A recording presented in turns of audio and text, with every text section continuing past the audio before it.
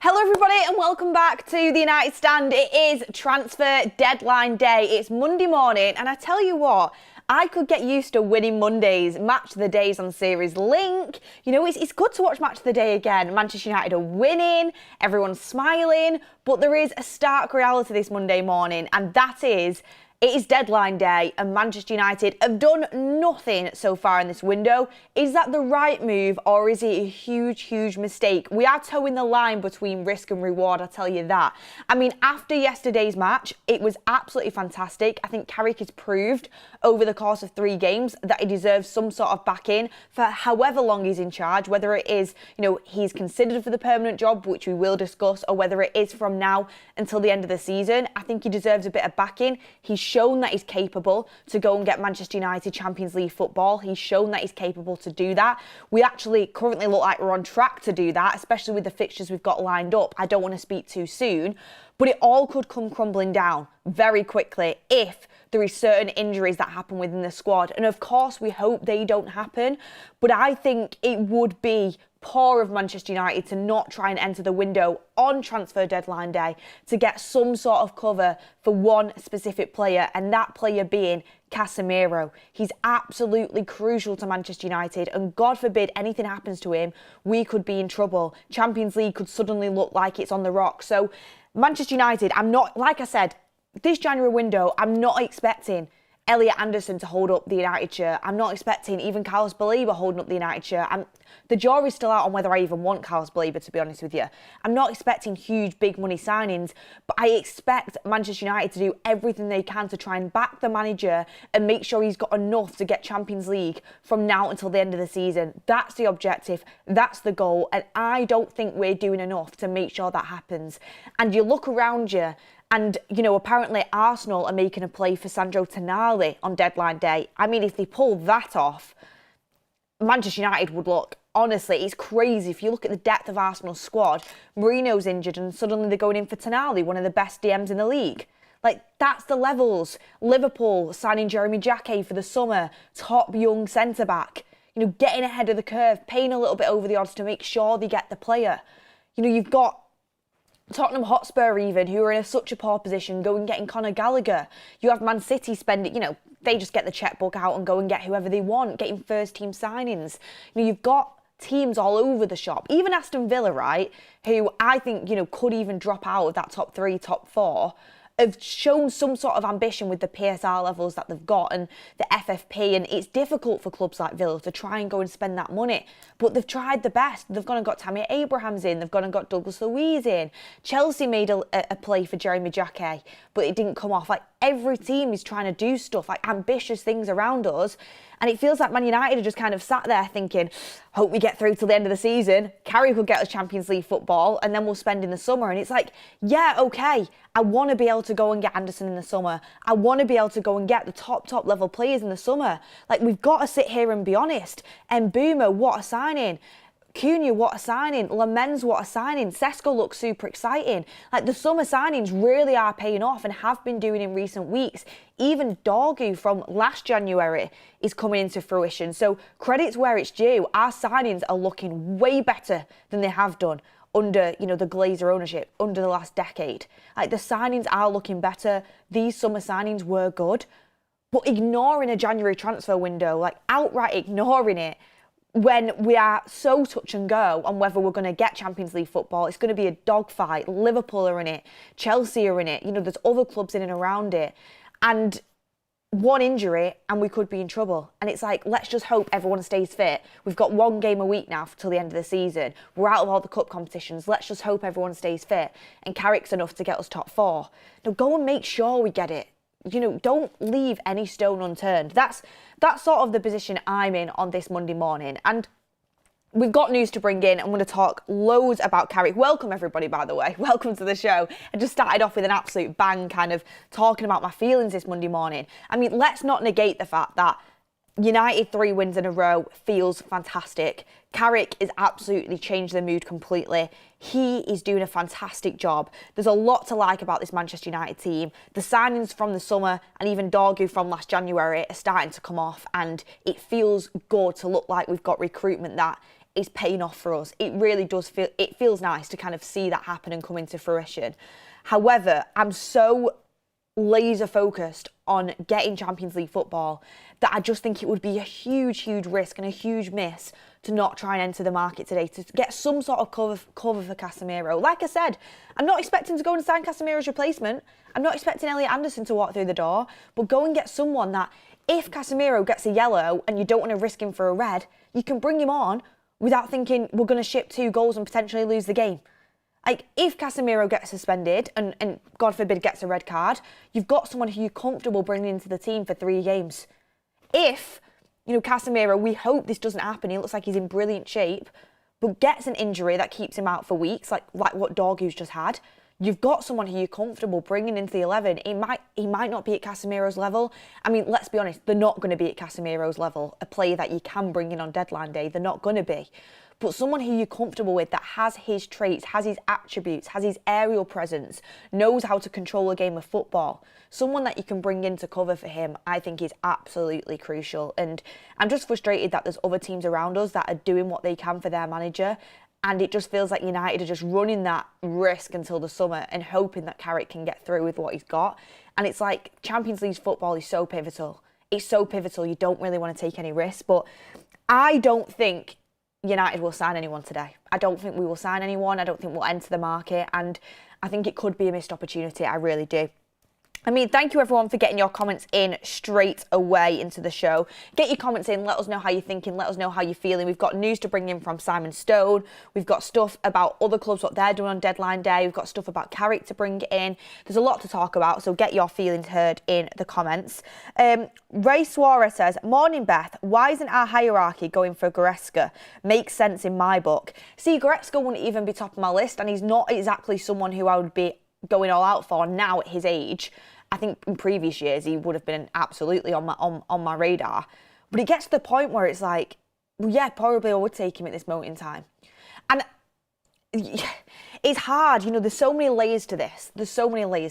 And there'll be people out there saying, oh, so you take Goretzka now, oh, so you take Ndidi now, so desperate, another space in the squad that's going to be taken up by an average player. There'll be people out there that are saying that, but there's layers. Like, if you were to get a player in on a 6-month loan, what is the risk in that?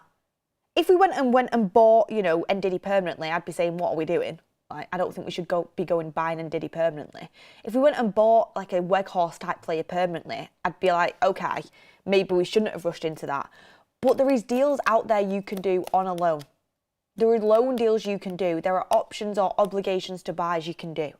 It doesn't have to be a signing that we bring in and waste money on and who isn't playing this time next year. And to be fair to Goretzka, like, he is a quality player. He's just not got too many years left. And I think overall the financial package would be too heavy for Manchester United. But it's an interesting one. Matthew Richardson says, since fall 2003, Mainoo's injuries... since fall 2003? Are you talking about 2023.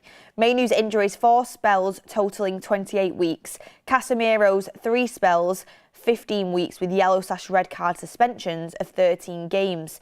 Manchester United's board is so frustrating. I think you meant 2023 there, Matthew. I'm pretty sure you did mean 2023. But like I said, Mainoo has had some injuries and he's playing fantastically well now. But he has had injuries. And, with Mainoo, I love the guy and he should be starting for Manchester United, but I do think you have cover in the squad that you can use. With Casemiro, there's literally no profile that is like him in our squad that we can use. And people talk about Ugarte, and I think Ugarte gets beaten with a stick that sometimes is a little bit unfair. But he's just not an out-and-out holding midfielder with aerial presence, with set-piece threat that Casemiro is. Casemiro is the creme de la creme. Like, the way he's playing at the moment, there's a reason why he'll go down as one of the best centre defensive midfielders in history. And honestly, first year Casemiro at United is one of the best players I've seen in terms of that role. This year, he's doing very, very well, okay? So, I don't want to over-egg the pudding, but what he brings to the team, there's no one who can do it in our squad. Like the vision from deep, the passing from deep, the way he's able to screen the back four, the calmness he brings to the midfield, the control he brings to the midfield, his aerial presence, his leadership, his experience. And people say, well, Ugate's there, he's a similar role. Ugarte isn't an out-and-out central defensive midfielder. I think Ugarte is the type that works probably well in a three-man midfield with another solid holder like Casemiro next to him. I think for Ugarte to thrive, he needs a Casemiro type figure next to him. I don't think Ugarte can hold a midfield on his own. I think he's good for games where you want to be a little bit more pragmatic. You're on the back foot a little bit.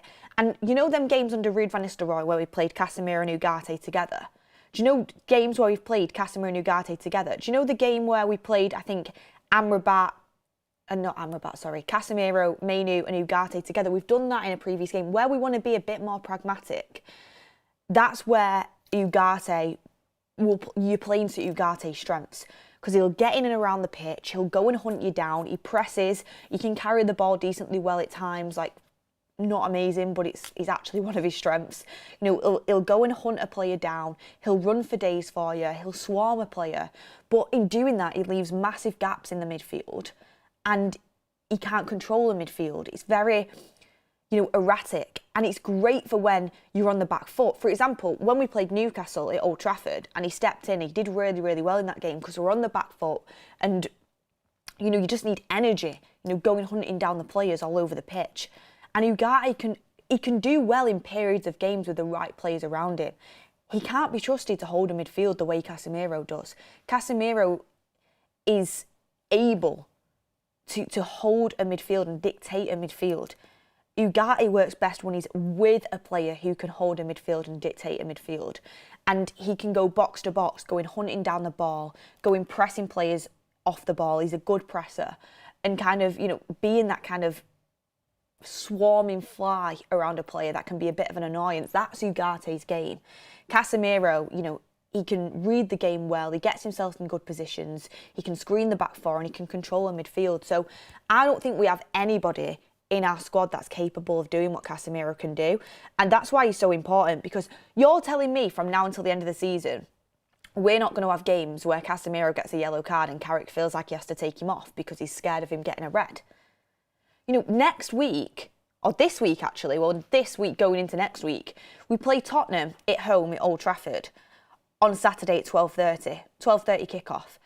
And then we play West Ham down in London, I think it is. Yeah, it is. We're playing West Ham in London on Tuesday.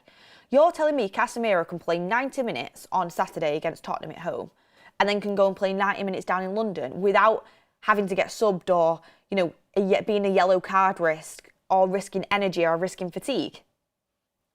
You can't. And that's why you're running the risk by not bringing someone in who can cover him. If you had someone in with at least his traits, you can take him off without being worried. And it's not as if the warning signs haven't been there. We've seen it under Amorim, we've seen it under Carrick, we've seen it multiple times this season. When Casemiro comes off the pitch, we look shaky and we start to ship goals. I don't know what it is. I can't fully pinpoint it. And Ugarte often gets the blame, but I don't necessarily think it's solely Ugarte's fault. I think it's the structure when Casemiro comes off the pitch. Ugarte isn't a holding midfielder. If Ugarte was on the pitch with Casemiro, I don't think we'd ship them goals. If it was Mainu who came off for Ugarte, and I don't want Mainu to come off, I think Mainu's a better player. But if it was Mainu who came off for Ugarte, I don't think we'd ship goals the way that we do. It's profiling the players, and we just don't have that Casemiro profile in the team that can replace what he does for us. So if I'm Sir Jim, if I'm Omar Barada, if I'm Jason Wilcox, and they've been watching the games in the stands and they've been seeing what we're seeing, I'd be thinking to myself, okay, anything happens to Casemiro, we're in trouble here. So, and plus he's going at the end of the season, so one of you, make sure you go and get Elliot Anderson, because we can't afford to miss out on that sort of player. And make sure you have option 2, option 3, option 4, and make sure they're all absolute top quality. And one of you, go and get someone in who has the same attributes that Casemiro can have, that we can go and get this January on a loan. Let's scour the market. Let's go and get something in, because we don't want to be sat here in a few weeks' time thinking, oh, why didn't we get someone in on deadline day? So that's where I'm kind of at with the whole deadline day signing. And I'm going to be honest, when January 1st came about, I wasn't too inclined to rush a player that I don't think was going to be here in 12 months' time.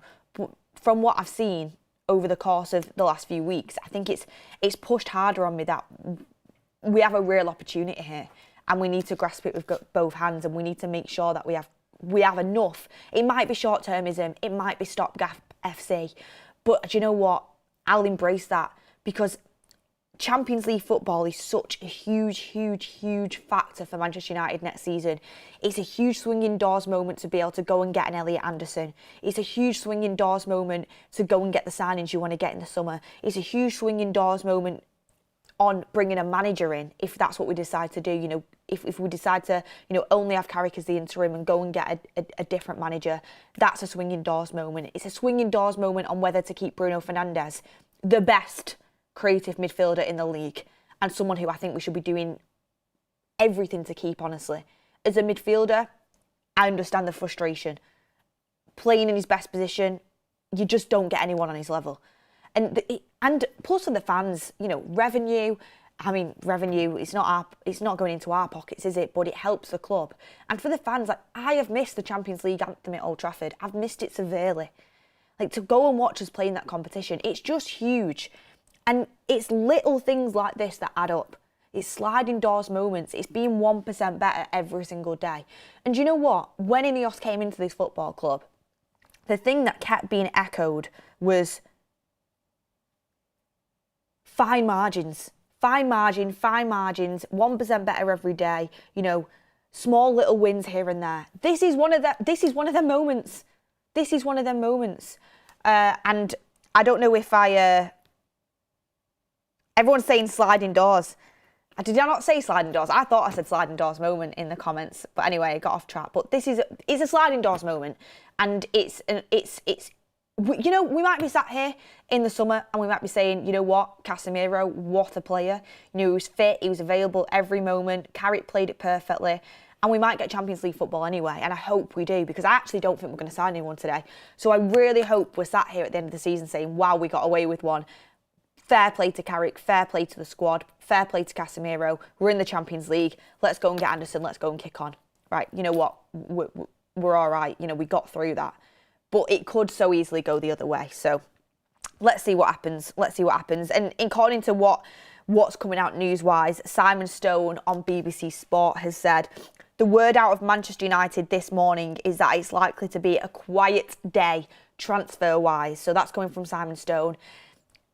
I don't think United are going to do anything, guys. And then he also said, off the back of that, Casemiro's form has reduced the need for immediate central midfield reinforcements. Given his salary, there is a desire for him to start games. But as Carrick said on Friday, never say never on deadline day. And there's a lot to unpick in that. And, I mean, the first thing I would say, the fact that Casemiro is this crucial makes it even more important to go and get a cover. I mean, to think... And I'm not having a go at Simon Stone for this. He's just reporting, you know, what's there to be reported. He's an excellent journalist. But if there's people inside Manchester United that are sat there, right, saying, oh, Casemiro's doing really well, we don't need to go for a midfielder. I feel like saying, exactly, he's so important. What if anything happens to him? We need someone in to be able to do what he does. Like that, it makes it even more crucial, in my opinion. And then on the Carrick said never say never on deadline day, that shows Carrick, I think, wants someone. He's not going to sit there and say, I'm not being backed. I don't feel the backing from the ownership. What am I supposed to work with? Like, he knew the conditions when he took this job. He knew that there wasn't going to be really much spend in January, and he knew he had to work with what he's got to get Champions League football, and he knew it was a short-term job. Like, Carrick knows the situation. He's not, you know, he's not able to come in like an Enrique or a Tuchel and start, you know, being brash and saying, I want this, I want that. Like, it's just not going to happen. But he's very cool, calm, collected, and he's very intelligent. I also think, just to Carrick's credit, he's got the temperature just right in terms of his temperament, his calmness, his coolness. I think it radiates onto the players. He's a calm figure on the sideline. He's a confident figure on the sideline. In his interviews, in his press conference, cool, calm, collected. That will breed in the dressing room, and it'll give absolute respect from the players to the manager, but two, when the players feel a calmness and a coolness and a level-headedness from the top, from their manager, like that environment will be very, very good for Manchester United in terms of keeping their heads and creating a stable dressing room and a stable mentality. So I think Carrick's got the temperature just right, but he knows that he can't come out, begging for signings. It's just not going to happen. I don't think it's his style, but it's not a situation that he's able to kind of be in right now. But the comment "never say never" to me indicates that he'd like to bring someone in, and of course he would. He's shown his intelligence in the last 3 games. He's shown his intelligence in the way that he's beat City, Arsenal and Fulham. And a lot of teams would have lost to Fulham, by the way. Fulham are a very good side with some good players that are set up very well, that are doing really well in the Premier League. So Carrick will know, if anything happens to Casemiro, that we're in trouble. And he'll want to bring someone in. And I think he did give that green light. And I'd be interested to get Ben Jacobs' insight on it. I'm actually going to message him and try and get him on for a little segment today on deadline day. I'd love to hear his insight, because the last time we heard, Carrick was going to have a meeting with the board and the owners about whether he wants a player and, what sort of player he'd want. So I think Carrick, the never say never line shows he'd want someone, and I think it's obvious, but I just don't think we're going to follow through, because I just don't think there's anyone there that United have lined up to go and get. To be honest with you, I don't think we've got anyone lined up. Glenn C 1980 says Casemiro has 8 games to avoid 4 yellows, or it's a 2-match ban. That's what I mean, Glenn. Great super chat from Glenn. Do we think Casemiro's gonna not get 4 yellow cards in 8 games? He gets a yellow a game half the time. That's what I mean. And 2-match ban. I hope we get through it, but that could be 6 points dropped. That's how important he is. That's how important he is. And I know when he had that ban against Newcastle, we somehow managed to win the game. But Newcastle battered us that game. And Dorgu scored a screamer. You're not always going to have luck and fine margins on your side. I'm just trying to be cautious about expectation levels. It worries me. Ray Simpson says, and Diddy, that was it, Leicester City FC. It's not a great signing. It's very disappointing. If it happened, it would be very disappointing. It shows what level United are at, but it's somebody who can cover for Casemiro. That's where we're at right now. It's crazy, isn't it? Class of 99 says, Casemiro, Premier League DM of the Year, who has been better? He's in the conversation. He's absolutely in the conversation. I think Zubimendi has been excellent for Arsenal this year. I know he probably had his poorest game in an Arsenal shirt against United, to be honest with you. But I think Zubimendi's been fantastic. I wouldn't say Declan Rice is a DM, actually, is he? He's more of a box-to-box. But Casemiro, I would absolutely put up there. Absolutely. He's got everything to his game. Chris Johnson Adventure says, morning, just wow, lost my voice after yesterday. Yeah, oh my gosh. I was going under in Old Trafford when that second one went in. I was going under, but that winner, oh my gosh, it was absolutely electric. It was fantastic. Michael Doherty says, funny what happens when players are played in their actual positions and the game plan is simple, isn't it? Carrick's doing the basics brilliant. Carrick is doing a fantastic job. And do you know what? I've seen the reply to that saying basic FC. Honestly, I've seen this narrative going around and I can't actually wrap my head around it. There's people, right, listen to this, everyone. And there might be some of you in here, and you know what, everyone has different opinions, and that's fair enough. But there's people actually getting about saying Carrick's tactics are too basic, and it's just good vibes, and it's just go out, enjoy yourself FC. Have we, genuinely, do you think good vibes and basic FC goes and beats City in the derby and thrashes them in terms of chances creation, by the way? Goes and beats that Arsenal side that are on track to win the league and have just gone to Ellen Road and put 4 past Leeds on their stomping ground, haven't conceded 3 at the Emirates in God knows how long, hadn't lost at the Emirates since May 2025, and then beats a very seriously good Fulham side after having 2 setbacks at Old Trafford from just turning up and vibes FC. I mean, Darren Fletcher could have done that. And respect to Darren Fletcher, he did what he could when he had that interim period. But Carrick has had a serious upturn in results. Like, Fletcher didn't have that bounce. He's had a serious upturn in results against serious opposition. And might I remind you that when he also had the interim job after Ollie left, and everyone called Ollie Good Vibes FC, even though, you know, he had our best league position, or one of, if not up there with Mourinho, since Sir Alex. I know we didn't win anything, and ultimately we were just never going to get to that higher level, but Ollie got tarnished with a brush, and I think he got beat a bit too heavily with it.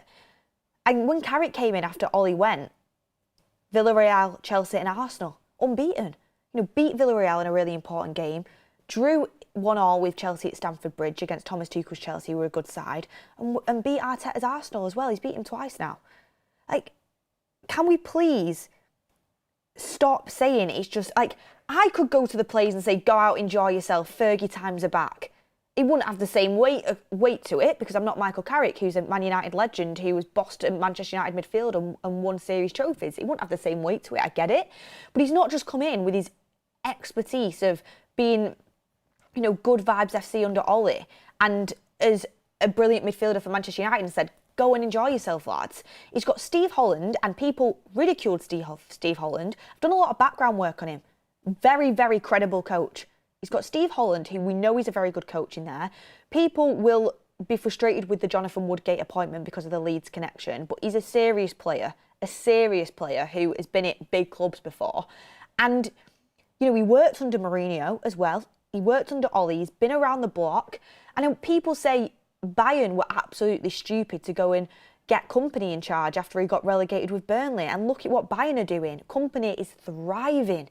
He's done fantastic. He got relegated with Burnley, done fantastic with Bayern. So, you know, they'll beat him with the Middlesbrough getting sacked stick. They'll beat him with the Good Vibes FC stick.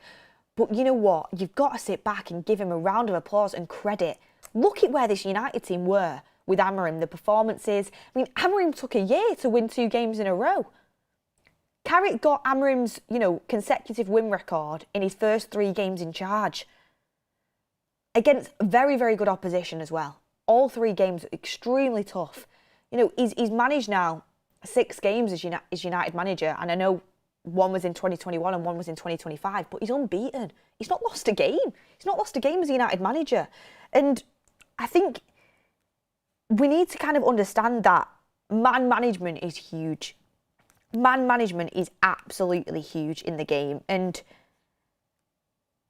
I think Carrick is coming across as an excellent man manager. And I think people will go in about tacticos and, you know, the tactical analysis. And I saw something about Ruben Amorim's sort of like, you know, 30-page document on pressing triggers. And that's all well and good. You can have an insane tactical mind, but the man management side of the game, the mental side of the game is also absolutely massive.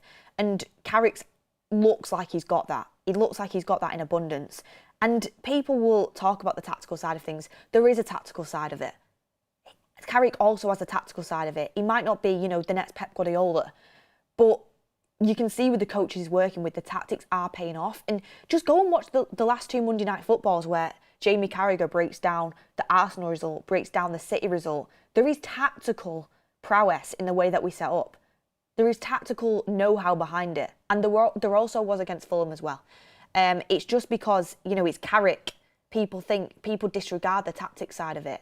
And I just think it's so disrespectful to do that after he's gone and got the results he's got. So, honestly, I am very excited for Michael Carrick.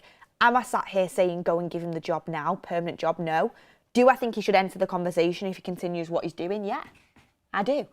I was having a discussion about this last night with my friend, and my friend gets very overexcited. And he said,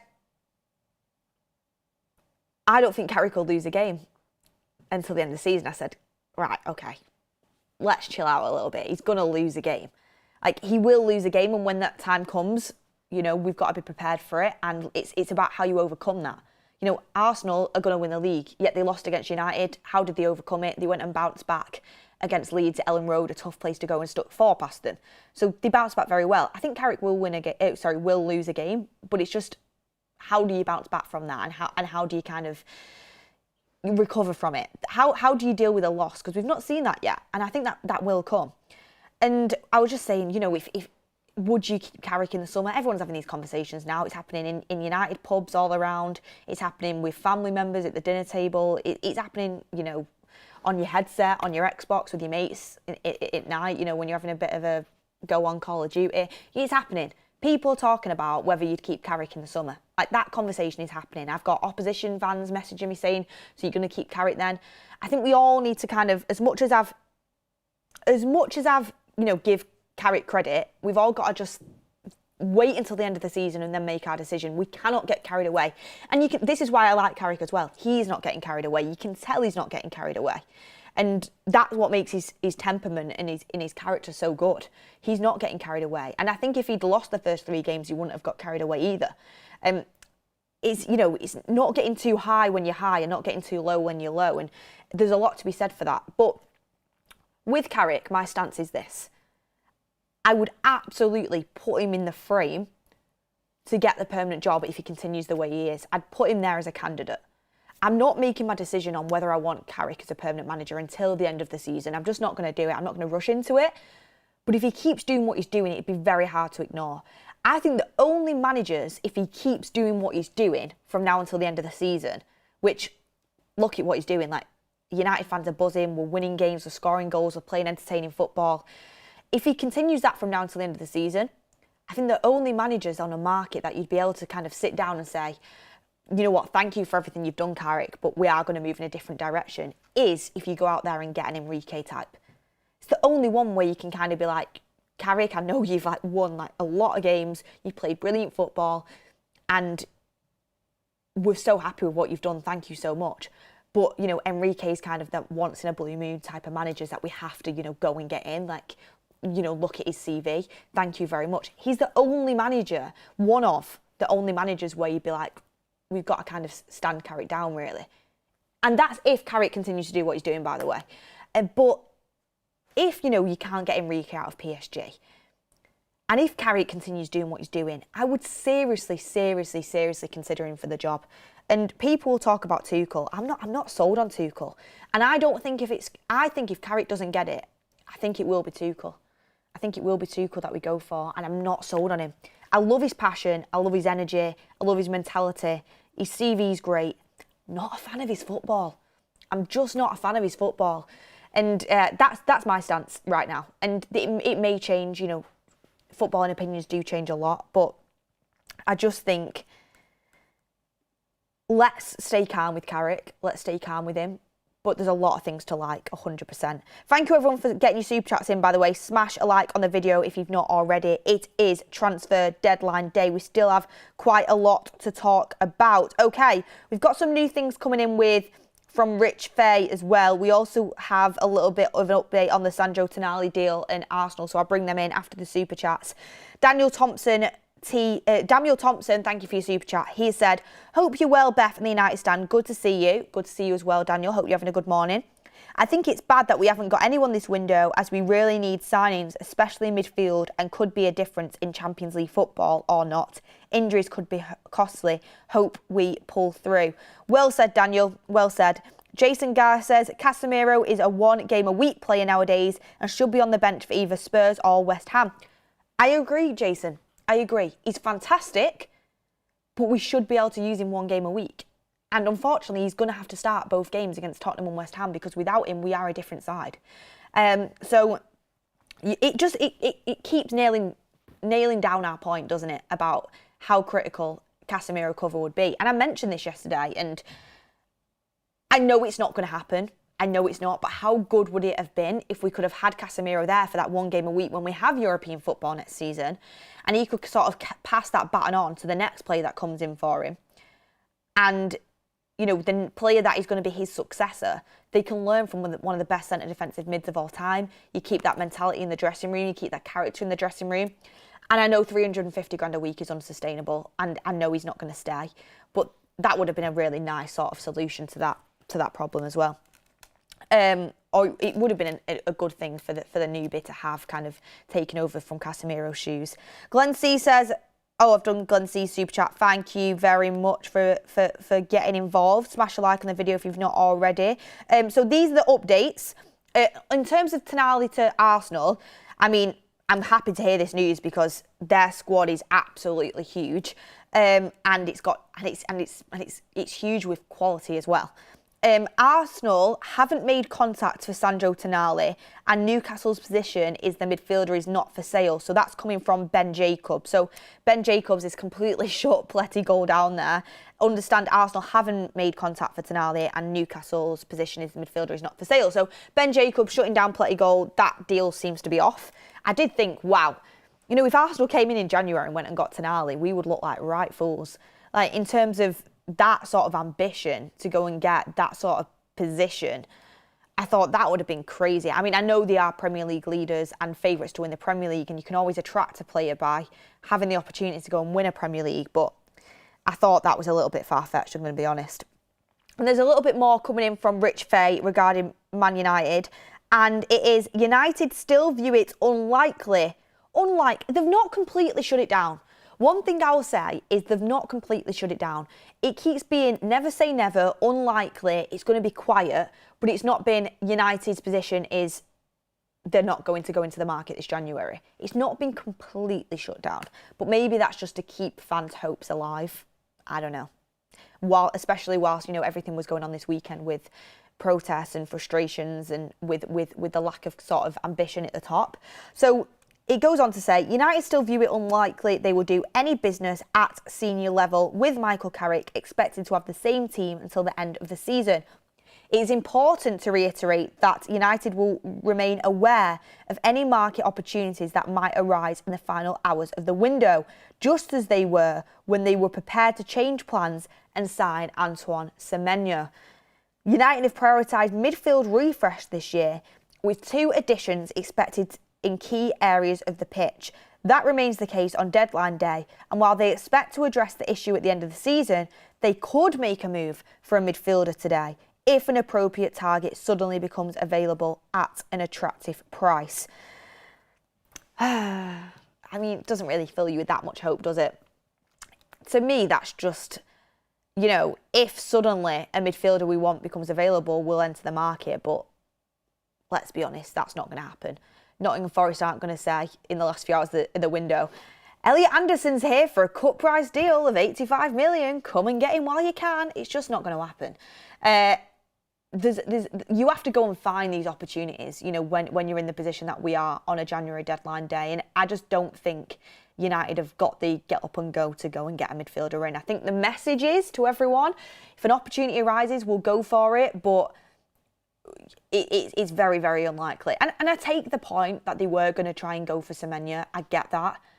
And we do need a left winger, to be fair, and that would have been a very, very, very good deal for United to pull off, and that would have been moving January business further forward, because now we keep being linked to Yan Diamande for the summer as the left wing option. United are going to go for a left winger, which does make it does, you know, I don't even want to talk about the past. I really don't. But when Amorim got sacked, a lot of it was due to that blowout behind the scenes between Wilcox and Amorim and the fallout and the untenable position. But the fact we were going for Semenyo as a left winger, and we're now still going for a left winger in the summer, and it's obvious we need a left winger, and Amorim didn't play with a left winger, it does make you think if the plan all along was to just keep Amorim till the end of the season and then sack him in the summer. I mean, I don't even want to get into it, but it makes you think, doesn't it? It does make you think. But anyway, everyone, get your comments in. And what I'm happy about, though, I'm happy that we have had a change of manager, and I'm happy that we actually look like a Manchester United side again. It's brilliant to see. We suffered, but these last 3 weeks have been absolutely brilliant. I've loved it as a United fan. But look, I just want to talk a little bit, talking about the deadline day, I just want to kind of reiterate the ambition shown by other clubs in the Premier League. And I want to talk a little bit about other Premier League clubs as well, and kind of compare United's ambition to the likes of these other clubs here. So there's also a little bit more from Simon Stone. Ruben Amorim did say he thought there would be additions, but United officials were not willing to sanction spending on anyone other than a long-term target. I don't think we're going to be getting anyone, yeah, for sure. But just looking in and around the Premier League, because there is a lot of competition for Champions League, just in the Premier League in general. You know, Villa have brought in Tammy Abraham from Besiktas for 18.2 mil. You know, they've brought in Alisson, a winger. They've brought in Douglas Luiz, you know, from Juventus on loan. They've recalled Leon Bailey. Like, they've done a bit. They've done a bit, Villa. They're really trying, and they've been restricted by FFP as well. So Villa have shown a little bit of ambition, and I don't think it's going to be enough for him, but they've tried. They've shown a bit. Chelsea haven't really done much, but they have, you know, recalled a few players from loans to kind of bring back into the squad. I mean, Everton are trying to go for Tyreek George, and, you know, Everton, you know, showing that kind of ambition there, even that surprised me. Fulham have brought in Oscar Bob from City, 31.2 million. Some ambition shown by Fulham there. City, I mean, checkbook FC. Mark Gahey, they've brought in Anton Semenyo as well. Max Aline returned from his loan, which is he's come into the fold. But, you know, that Semenyo and Mark Gahey one, I mean, to do them deals in January, and look, they're still dropping points, but to do them deals in January, they just showed their spending power, and they showed like their ambition is sort of off the scale compared to, you know, a few other clubs. Tottenham Hotspur have brought in Conor Gallagher. Granted, they did sell Brennan Johnson, but, you know, they've tried to do something for Thomas Frank. And Liverpool have signed Jeremy Jacquet. Well, they're signing Jeremy Jacquet. And yes, it's for the summer. It's for June 2026. But the fact they're already rushing ahead to do business now for the summer, it just shows that ambition. It shows how far ahead the planning is. And it'd just be nice to see Man United show a bit of something. Like, can we show a bit of something? Can we show a little bit of ambition? Can we show a little bit of, you know, leadership from the top, of driving force to get this squad better and get us moving forward? That's just what we wanted to see. And in terms of Liverpool's deal with Jeremy Jacquet, so he is a 20-year-old, young, highly rated French centre-back coming from League One. People saying it's the next Lenny Yoro in terms of that kind of player. Remember, Liverpool did try and go for Lenny Yoro. Jeremy Jacquet looked like he was going to Chelsea. Liverpool have sort of hijacked the deal. The fee is 60 million euros plus 10 million euros in add-ons, 55 million up front plus 5 million in add-ons in terms of pounds. And yeah, and Chelsea were going to go for him, but Liverpool emerged ahead, and, you know, they matched Rennes's valuation of the player, so they kind of went up in price compared to Chelsea, and you know, they've gone for it. They've paid a little bit over the odds to make sure they get this player in from Rennes. So fair play. I mean, it's frustrating because they've shown that ambition there, and he'll be joining it in June 2026. So that's, you know, we all know Liverpool are going to go with a centre-back. There's a bit of uncertainty over Konaté's future. They wanted a centre-back last summer. They wanted a centre-back the summer before. You know, last summer they went for Mark Gahey. The summer before they went for Lenny Yoro. They've missed out on both targets. Gahey's gone to City. Lenny Yoro went to United. We knew they were going to go for a centre-back, but they thought, sack this, we aren't missing out again. They've gone and got Jeremy Jacquet, and they've solved a summer solution, because Konaté will be here until the end of the season. They've solved a summer solution. Solved a summer solution now in Jeremy Jacquet. And, you know, Konaté might stay on. We don't know what's going to happen with him. But they've gone and got a young centre-back in, and, you know, even Van Dijk isn't a spring chicken anymore. So they've gone and sorted it out in January for the summer, and just getting that deal in place. Like, could you imagine if United got a midfielder deal in place now? Like, could you imagine if, and with the targets we want, I know that'd be extremely difficult to do, because Anderson's going to want to assess his options. You know, you're going to want to know Champions League options. I get all that, but could you imagine if United had got one of their positions sorted for the summer now? It's just one thing off your plate, especially in a World Cup year, because this year for the World Cup, you know, the summer is going to be interesting. Players aren't going to be available for talk. There's going to be a lot of agent communication. Players are going to want to be shut off and focused on the World Cup. There's not going to be as much time and much turnaround time to do your business. So very ambitious from Liverpool to go and get that signing done. And it's one thing ticked off for the summer. So yeah, it's clubs all around us are doing bits. And look,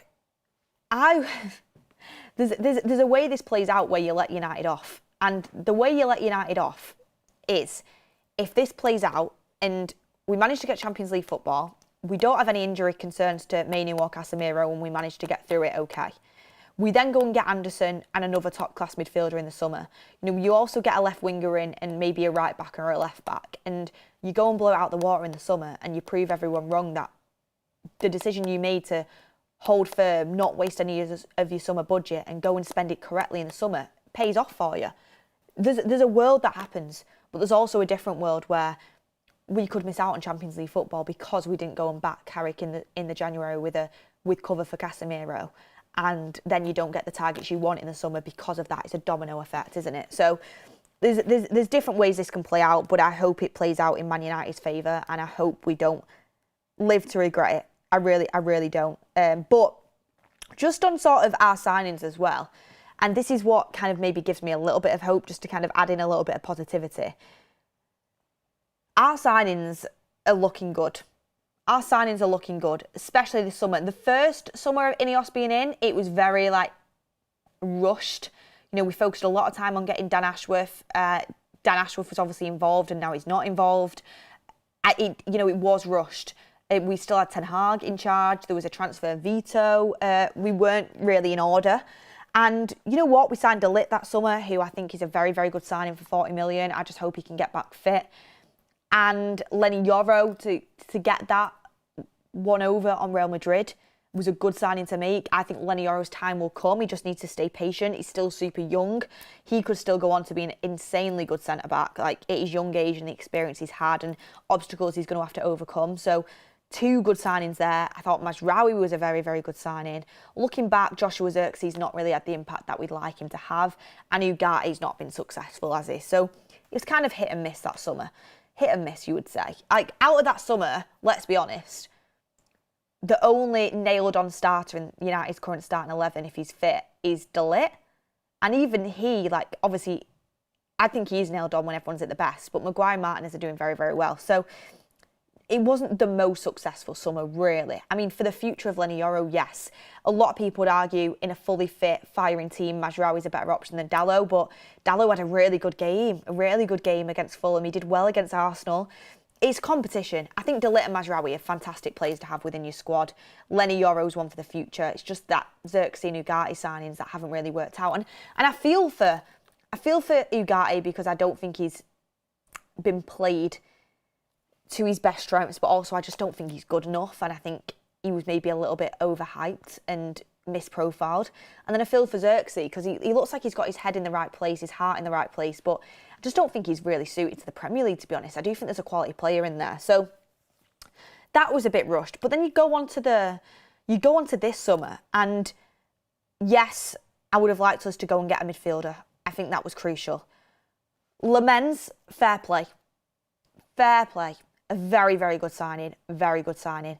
I mean, he's at the baby age of 23? And he just looks so cool, calm, composed. It's just good to have a keeper you feel confident in between the sticks. He's got so much to come.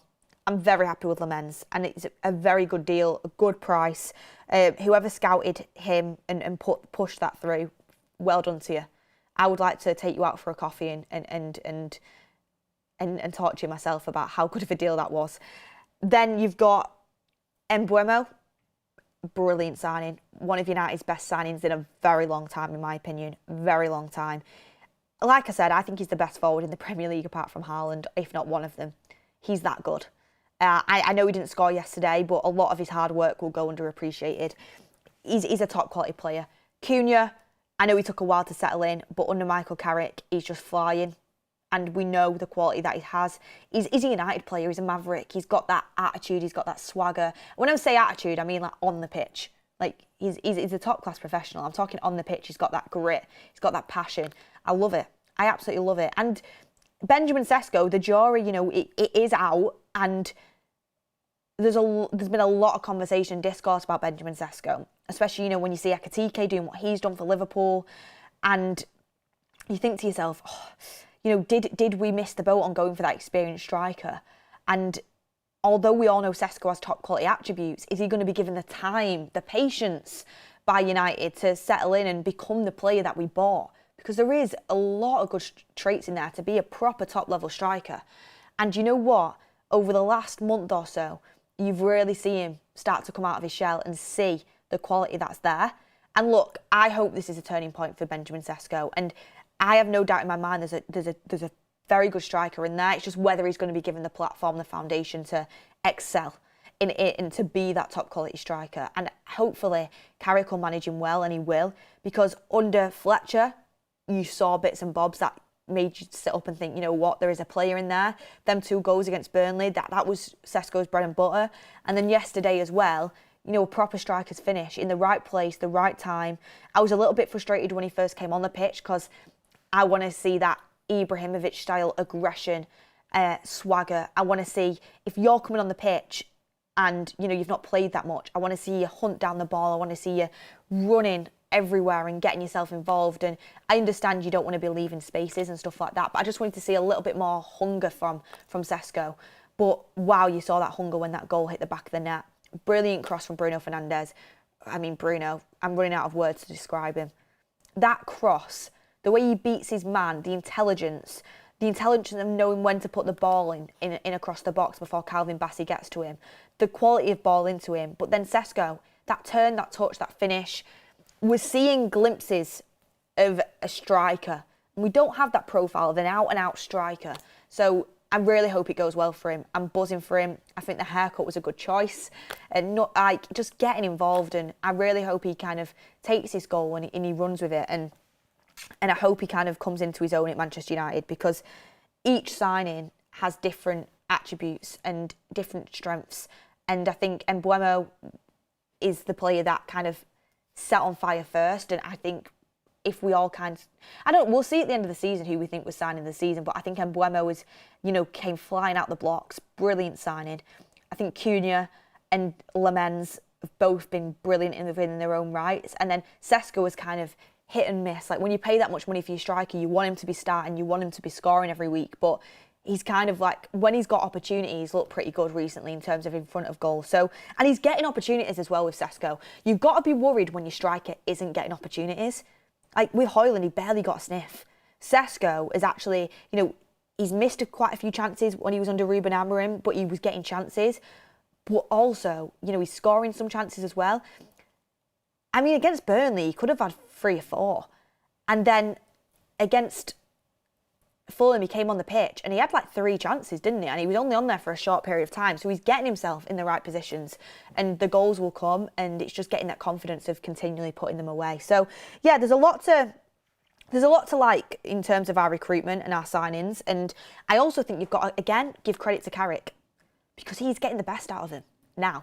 Like the shining, even Dorgu, who was a signing of last January, started to shine, you know, and I'm gutted that he's injured, but we're starting to see the best come out of these players that we've brought in, which again, the praise has got to go to Carrick for playing to the players' strengths and giving them confidence. Like Cunha's come off the bench in 2 out of the 3 games, but he looks as confident as ever. He's played it perfectly. Sesko, you know, he didn't even play in the game against City, and against Arsenal he comes on and he does a good job. And then against Fulham he comes on, he gets a goal, he looks confident, he looks happy. It's man management, and man management at the highest level. People don't understand how important that can be. They, you know, talk about tactics. Tactics are important. Man management is also very important about getting the best out of your players. And that, don't get me wrong, Fergie had tactics. You don't be the best manager of all time without tactics. However, Fergie's biggest strength and why he's the best manager of all time, man management. And it's important. It's really, really important. The Duke Studio says a lot of praise goes to Carrick for his exceptional performance with the 3 last games, but don't you think some credit to Ruben? I think he did okay. I don't really want to talk about Ruben Amorim, to be honest. I want to stop bringing him up. I feel reluctant to give credit to a manager that had a 38% win record in the Premier League, and I mean, the way he had us set up. What I would give Amorim credit for is getting rid of Onana, getting rid of Garnacho, you know, clearing, you know, the bad eggs out the dressing room, getting a harmonious dressing room, a positive dressing room with good characters in, and, you know, Onana needs to go. I credit off the pitch stuff to Amorim. I think he laid a foundation off the pitch. I actually like him as a guy. Like as a guy, he seemed like a good guy. Like I respected how open he was, sort of emotionally and honestly. However, I just don't think he had the capabilities to be a top-level manager for Manchester United, unfortunately. Paddy Boy says, let's not forget Martinez can play DM when Cassie isn't playing. Heaven has proved he can slot in well at centre-back. Backup plan, still prefer a signing though. Paddy Boy, glass half full, and I rate it from you, glass half full. But I think Leacher is doing so well at centre-back. Why change it? Why be in a position to change it? Like, I thought Lisandro Martinez, if it wasn't for Casemiro, was next in line for man of the match yesterday. He was so good. And he was so important in the last 10 minutes. He's playing so well at centre-back, I just wouldn't want to move him from there. Rich Eve says 3 midfielders and a full-back is needed in the summer. Yeah, you still need a lot. We still need a lot needed from multiple positions. You would say we need 2 or 3 midfielders. You'd say we need a right-back and a left-back. Although Dallow and Shaw, I think, have done really well in the last few games. I mean, Luke Shaw's done really well across the season. We need 2 more full-backs. I think we do. You could argue you need a centre-back. There's multiple different positions United need, and we need to be active in the market. I think we need a left wing as well. Dorgu's coming to his own. Cunha is we know he's a brilliant player, but he's a versatile player. I think we need quite a bit, to be honest, to make a squad. Like, you look at Arsenal, they've got a squad. United have a starting 11-ish and a couple of squad players. We just need a deeper level of quality throughout the squad, to be honest with you. And we need some reinforcement to the starting 11 as well. Do you know what I might do? You reminded me. I might do a video with Mords or with somebody from the United Stand about a realistic starting 11 after the summer transfer window that could compete for the Premier League. Like, just like kind of like, tongue in cheek. I might do that and just kind of or compete at least, it towards the top of the table and see where we would need to sign. I think that'd be a cool interactive video and show for us to do. But look, it is deadline day. Thank you very much for everyone getting your comments in. This show is absolutely breezed by. There's been so much to talk about. There's been stuff I actually didn't manage to get to on my list because we were talking for so long about multiple different factors. But it's Monday morning. United have just won the 3rd game in a row. Carrick's at the wheel. I'm buzzing about the performances. I'm buzzing about the squad. The squad is extremely likeable at the minute. I'm going to go and watch the highlights again. But it is deadline day. We are a United fan channel and we do have to reinforce the message. We have to try and get something for the sake of our season. Cover for Casemiro. I'd like to see it. I don't know if it's going to happen, but we will be on hand for any breaking news that happens this transfer deadline day. Will United do anything? Let me know in the comments. Yes or no, will United sign a player today? Let me know. And also remember, everyone, Bundesliga on That's Football. Friday night, it is Union Berlin versus Eintracht Frankfurt. Set your reminders early. Bundesliga's back. You get to watch the game with Mark. You see the game play out live. And you also watch Mark's commentary as well. So, yeah, thank you for being with me on this 10 a.m. morning show. I know it's not always me on the 10 a.m.s, but thank you, everyone, for being interactive and getting your comments in. Appreciate all the love and support. Appreciate all the opinions. And, yeah, any breaking news, we'll be back with you. Let's see if United can do anything.